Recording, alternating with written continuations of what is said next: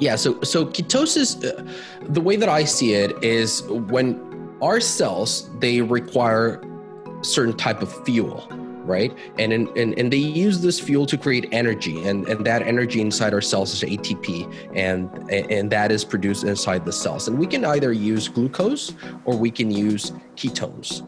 Now, the easiest and most accessible form of this fuel is glucose. We produce glucose easily, we consume glucose easily, and our cells, a lot of the time, they get used to burning this type of fuel for energy. Now, if we start decreasing the amount of carbs that we consume, and those carbs are converted into glucose almost as soon as they enter our bloodstream and our cells use them. If we start decreasing the amount of carbs that we consume and we start increasing the amount of fats that we consume, what's going to happen is that our cells will be forced to start converting our fat into ketones.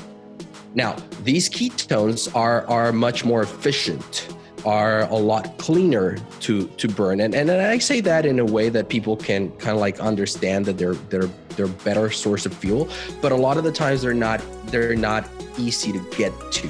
And that's why our body normally prefers, because it's easier to get to our glucose. That's why we used to hear that if you wanted to lose weight, which I'm not entirely in favor of, but that's the reason behind the theory that if we wanted to lose weight, we needed to be on the treadmill for 30 to 40 minutes, right? At medium to low intensity, so that we would burn completely our glucose stores and we would start actually burning our fat, because it takes a while to burn that fat and convert it into ketones. But if we, on the other hand, instead of consuming glucose, we don't consume the glucose, we're forcing ourselves to essentially go into burning our fat for fuel and produce ketone bodies that then our body can use to fuel, our cells can use to fuel themselves.